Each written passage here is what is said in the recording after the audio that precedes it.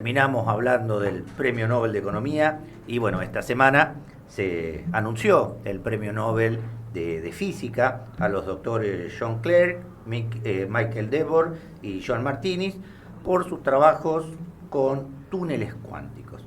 Y ya que es un tema que parece de ciencia ficción, hoy nos vamos a dar el gusto de poder charlar y entender nosotros, y espero que todos en la audiencia, de qué se trata esto de la física cuántica, qué son los túneles cuánticos y en qué nos impactan en la vida real. Para eso estamos en contacto con el doctor Nicolás Budini, investigador del CONICET y docente de la UNL, para que nos pueda aclarar de qué estamos hablando cuando hablamos de física cuántica. Nicolás, muy buenos días, ¿cómo estás? Carlos Piña te saluda acá en la mesa de Autopercibidos. Hola Carlos, ¿cómo estás? Buenos días. Muy buenos días, Gracias acá está, por la invitación.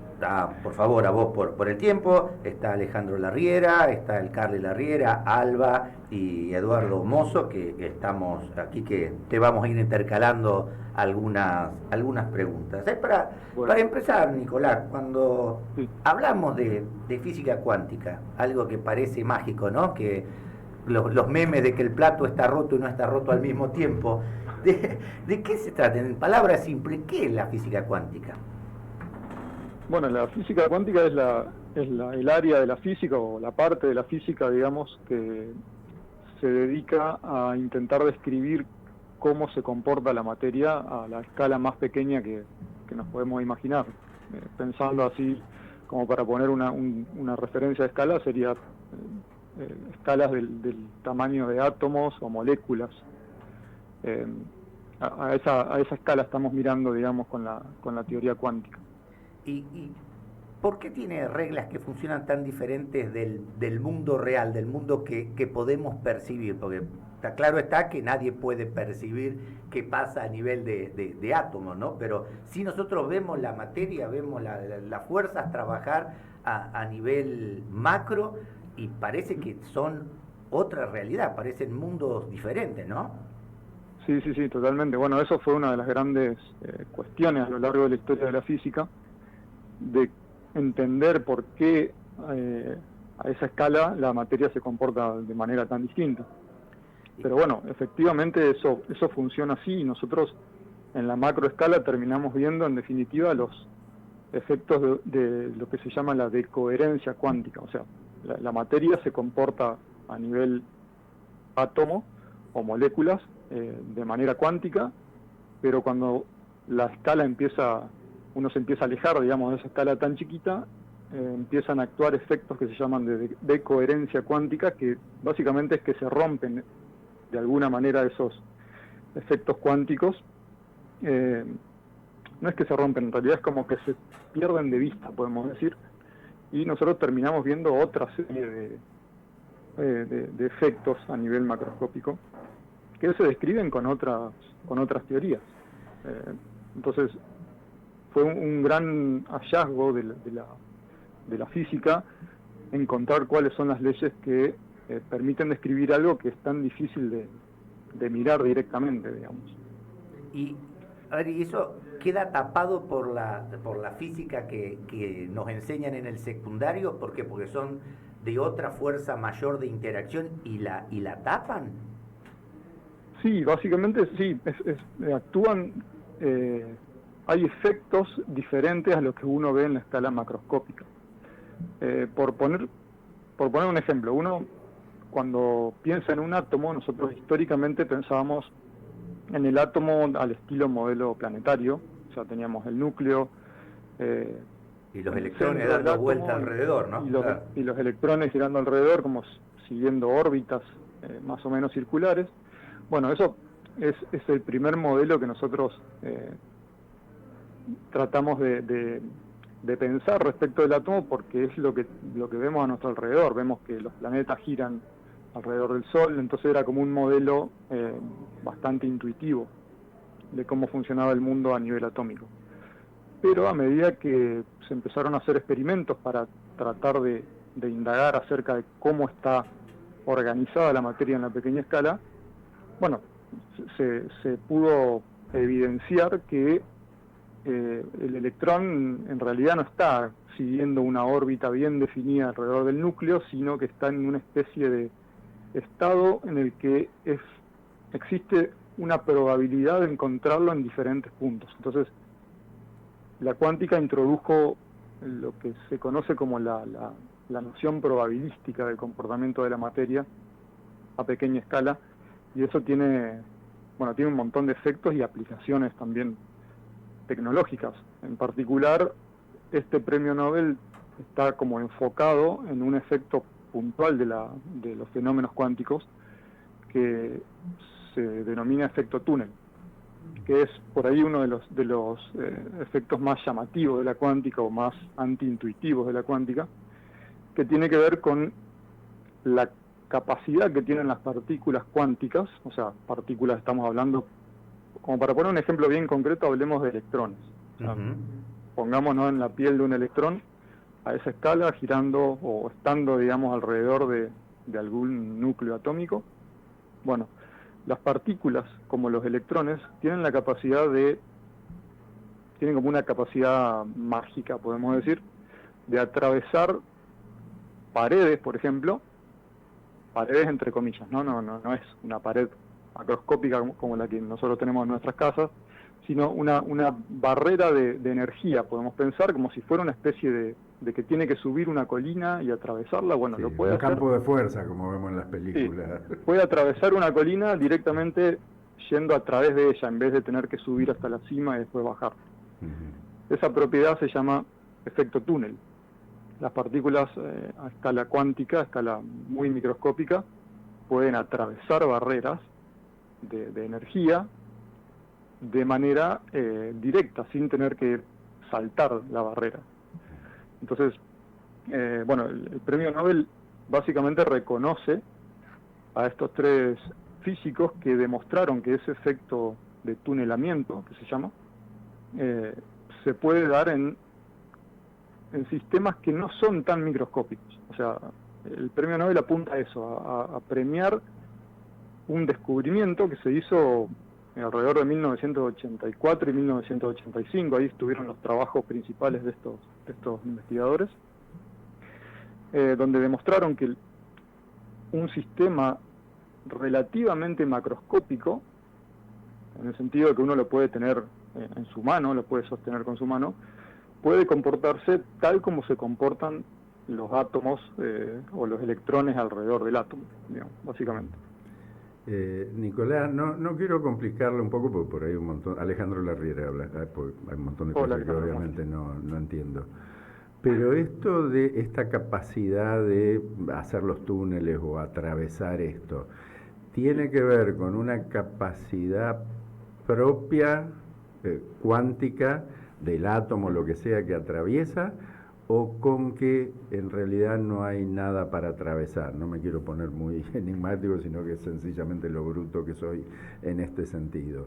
¿Es porque se puede atravesar algo o porque ese algo que se atraviesa por ahí tal vez no es tal cosa? Es una muy buena pregunta. O sea, este tipo de preguntas son las mejores, porque apuntan al corazón de lo antiintuitivo de la cuántica. Y la respuesta es la siguiente, o sea, la respuesta que tiene la cuántica es que cuando vos tomás la mejor teoría que nosotros tenemos para describir lo que sucede a nivel cuántico y calculás, o sea, predecís con esa teoría cuál es la probabilidad de que una partícula cuántica atraviese una barrera de potencial concreta, digamos, una barrera de energía concreta, esa probabilidad no es cero. O sea, a nivel de la teoría matemática que describe estos fenómenos, esa teoría predice que cuando vos hacés incidir un electrón sobre alguna barrera, pensemos en una colina para poner un ejemplo bien claro, bueno, hay cierta probabilidad de que esa partícula aparezca del otro lado, podemos decir, y hay cierta probabilidad, obviamente, también de que la partícula choque contra la colina y rebote. Nicolás, ¿y eso qué es? ¿Es la sumatoria o la multiplicación de las probabilidades de que se acomoden los electrones o que esté el electrón en cierto lugar, con eso que vos decías que tiene probabilidad de estar en distintos lugares, y que se forme ese túnel. Sí, digamos, eso lo antiintuitivo, lo probabilístico es que es una cuestión de probabilidades. O sea, si vos tirás un electrón contra una de estas barreras, bueno, vos vas a tener una cierta probabilidad de que ese electrón vuelva hacia vos, se rebote, y cierta probabilidad de que alguien lo encuentre del otro lado. O sea, ¿por qué sucede eso? Está codificado en la teoría, en la teoría que tenemos para describirlo, y además es algo que se puede verificar experimentalmente. O sea, si uno pone un detector de electrones del otro lado de la colina y un detector de los electrones que rebotan de la colina, del lado que uno los tira, digamos, bueno, los dos detectores, si tirás 100 partículas, algunas de esas partículas va a atravesar, o sea, las vas a detectar del otro lado, y algunas de esas partículas las vas a detectar de donde la tiraste. O sea, la teoría describe lo que después el experimento confirma. Nicolás, a ver, vamos al cine un poco, vamos a... Sí. Si existiera la posibilidad de predecir esto de atravesar campos de fuerza, o llamémoslo como sea, sí, o energía, eso, o lo que sea, si existiese la posibilidad de predecirlo, o en todo caso de manejarlo y de provocarlo, ¿cuál es, sin entrar al Cinemark a sentarnos, cuál es la aplicación que este tipo de cuestiones puede llegar a tener? Además de hacer una linda serie como El misterio de los tres cuerpos y ese tipo de cosas que estamos viendo. La máquina del Enterprise, digamos, la teletransportadora. Claro, bueno, no, los efectos cuánticos han tenido, desde que se desarrolló la teoría cuántica ya por 1926, ya pasaron 100 años prácticamente del desarrollo de la teoría cuántica. A lo largo de todo este tiempo ha habido un montón de aplicaciones bien concretas. Por ahí la aplicación más masivamente distribuida es la computación. O sea, la informática se basa en chips electrónicos de silicio, donde lo que predomina dentro de esos chips son efectos cuánticos sobre las corrientes eléctricas que están circulando ahí adentro. Esa es por ahí la aplicación más evidente y útil que tenemos hoy en día. Y en particular, todas las investigaciones asociadas a lo que tiene que ver con lo que se está premiando en este momento con el Nobel de Física, apunta al desarrollo de la computación cuántica, que es como la siguiente revolución que viene en informática. Nicolás, Carlos Larriera te habla, ¿cómo estás? Hola, Carlos. Te consulto porque vos decís que ya van a ser 100 años de la primera vez que hablamos de física cuántica, y supongo que tiene que ver, quiero que me lo digas vos, con instrumentos, porque hablamos de lo macro y después de lo micro. Yo quería saber si es por los instrumentos que se empieza a hablar de física cuántica, y hoy en día cuáles son los instrumentos que se usan para estudiar, para investigar y todo esto.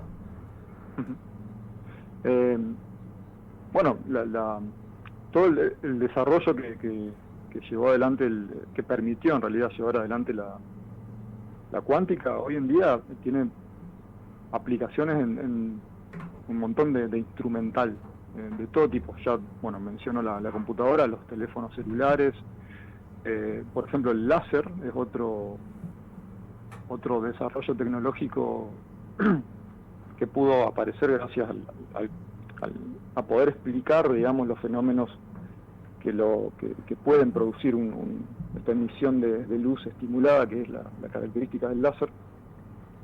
Otra aplicación también instrumental de todas estas cosas, estos fenómenos, es lo que se llama la superconductividad, que bueno, es uno de los pilares de la computación cuántica. Es la superconductividad, es la capacidad de un circuito eléctrico, que eso también está en el corazón del premio Nobel de ahora. Es la capacidad de un circuito eléctrico de no ofrecer resistencia al paso de una corriente. todos sabemos que cuando una corriente circula por un conductor, este conductor se calienta, por eso podemos planchar la ropa, por ejemplo. Claro. Por eso podemos secarnos el pelo con un secador de pelo.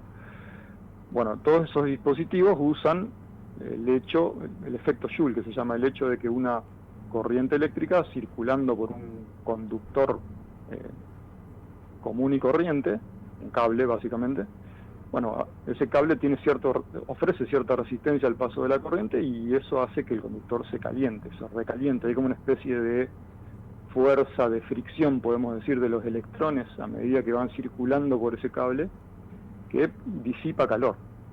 Bueno, los superconductores tienen la notable capacidad de que bajo ciertas condiciones, principalmente de temperatura, o sea, si uno logra enfriarlos lo suficiente, cuando hablo de enfriarlos, digo enfriarlos mucho, Sí, sí, sí. muy por debajo Bastante más que un absoluto. freezer, casi el cero absoluto. Sí, sí, sí. Estaría lindo para ponerla. Sí, una cerveza la tenés rápida ahí. Bueno, si uno lo enfría mucho, esos materiales dejan de ofrecer resistencia al paso de la corriente, entonces uno puede tener una corriente circulando permanentemente, sin pérdidas.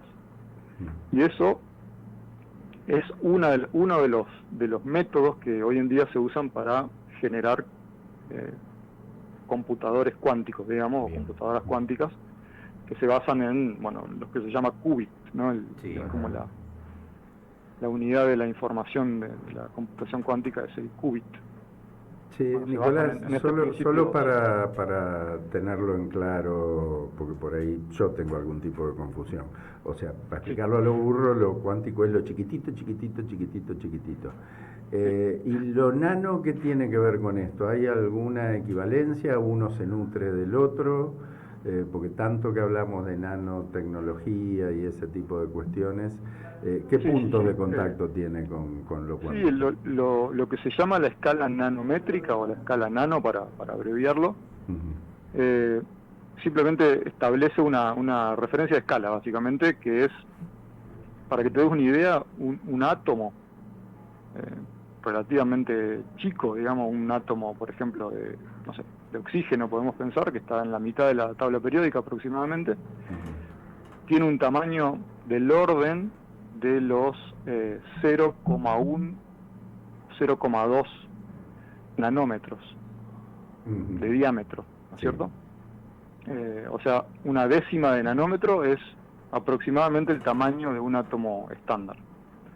Entonces, la escala nano hace referencia a ese dominio de distancias.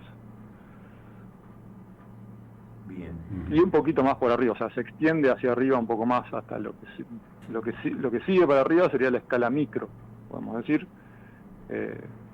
Para que te des una idea, o sea, un pelo humano, un pelo de la cabeza, tiene aproximadamente 90 micrones de diámetro. Eso es serían una décima de milímetro. Como para tener una referencia, bueno, cuando hablamos de nanómetros, hablamos de escalas que están 100.000 veces por abajo de eso. Claro, 1 milímetro cortado en 100.000 tajaditas. Por ahí, exacto, Carlito, sí, en un millón. capaz que tiene esos pelos, por eso no se le ven, ¿viste? Claro, los míos son esos, yo por eso tardo en peinarme, porque no los alcanzo a ver mucho. Claro, son pelos cuánticos. Claro, son eso, ¿están o no están? El mío tiene alta probabilidad de no estar. Nicolás,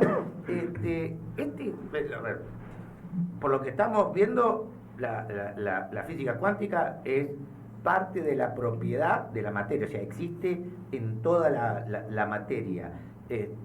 No la vemos por la cuestión física. Y a ver, ¿qué cosas ha permitido la física cuántica? ¿Qué cosas explican de la realidad? Porque yo, por ejemplo, que había leído que el hecho de que existan distintos elementos es cuestión de la física cuántica, la posibilidad de que se unan los átomos o los núcleos de hidrógeno para generar nuevos elementos. ¿Tiene que ver con eso? Sí, básicamente todo eso es lo que describe la teoría cuántica, cómo es que se forman distintos tipos de átomos, por ejemplo, es una de las cosas que describe la teoría cuántica. Otra cosa que explica la teoría cuántica es lo que se llama la cuantización de la energía. Esto de que los electrones no pueden tener cualquier valor arbitrario o cualquier órbita arbitraria alrededor de un núcleo. Tiene que estar con ciertos valores permitidos orbitando a ese núcleo. Eso tiene Planck, el que habla de eso, ¿no? Claro, sí, bueno, Planck fue como el fundador, el que tuvo la idea semilla, podemos decir, de todo lo que después permitió desarrollar la teoría. Lo de Planck fue en 1901, y la teoría cuántica se terminó de establecer en 1926, más o menos. Entonces, básicamente la teoría cuántica describe cómo se comporta la materia en la escala más chiquita que nos podemos imaginar, y además, establece lo que se llama la cuantización de la energía, que, en el láser, por ejemplo, la cuantización de la energía es fundamental para poder tener una emisión con el color del láser. Vieron que cada láser tiene un color bien definido, es muy monocromático, que se le llama, esa monocromaticidad. En Star Wars, los buenos tienen el azul y los malos el rojo. Claro, esos colores, el color bien definido de un láser es bien característico de qué material está compuesto el láser, porque cada elemento químico tiene su estructura electrónica bien definida, con sus niveles electrónicos bien definidos, cuantizados. Entonces, conociendo eso y controlando cómo los electrones pueden saltar de un nivel a otro, uno puede hacer que se emita luz de un color bien definido, por ejemplo.